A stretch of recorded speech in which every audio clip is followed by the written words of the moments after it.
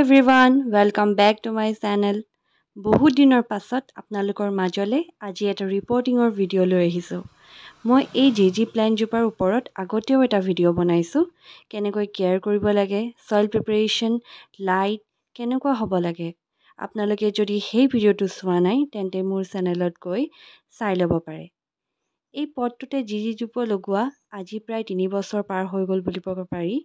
সেয়েহে ভাবিছোঁ ডাঙৰ পট এটালে ৰিপৰ্টিং কৰি দিওঁ আৰু ইয়াৰ শিপাবোৰো পটটোৰ হোল দি যিহেতু বাহিৰত ওলাই গৈছে তাৰ কাৰণে এই পটটোতকৈ ডাঙৰ পট এটাত ৰুই দিম বুলি ভাবিছোঁ। ফাৰ্ষ্টতে আমি জানি লওঁ ইয়াত সয়েল প্ৰিপাৰেচন কেনেকৈ কৰিব লাগিব।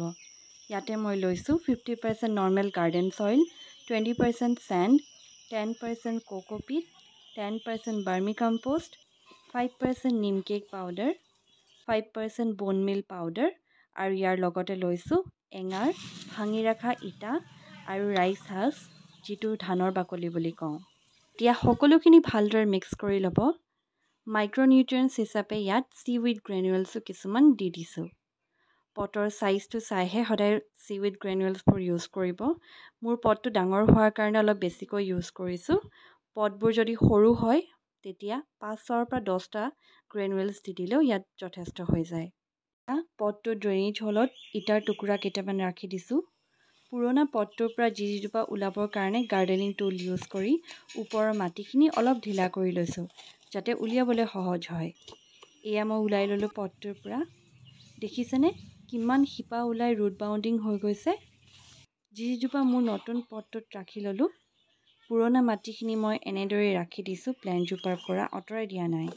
জিজি প্লেণ্টটো ৰাখি দিয়াৰ পাছত নতুন যিখিনি মাটি প্ৰস্তুত কৰিছিলোঁ এতিয়া সেইখিনি মাটি ভালদৰে পটটোত ফিল আপ কৰি দিম।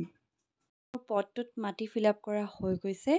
এতিয়া মই ইয়াত ভালদৰে পানী দি দিম যাতে বহুত দিনলৈকে আৰু পানী ইউজ নকৰিলেও হৈ যায়।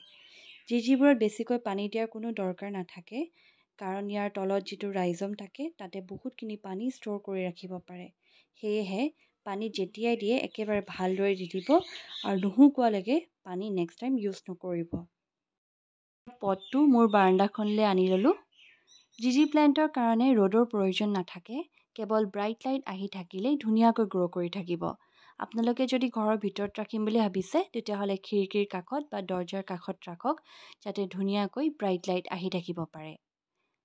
এই প্লেণ্টজোপা শ্ল' গ্ৰ'য়িং প্লেণ্ট হোৱাৰ কাৰণে এই পটটোতে ধুনীয়াকৈ 5-6 বছৰলৈকে জীয়াই থাকিব পাৰিব। সোনকালে যিহেতু নাবাঢ়ে সেয়ে ঘনাই পটবোৰ সলাই থকাৰ প্ৰয়োজন নাথাকে। ইমানখিনিয়ে আছিল।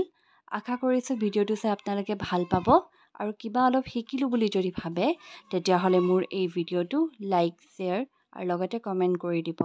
যদি কোনোবা নতুন ভিউৱাৰ্ছে চাই আছে তেতিয়াহ'লে মোৰ চেনেলটো ছাবস্ক্ৰাইব কৰি থৈ যাব। থেংক ইউ ফৰ ৱাচিং।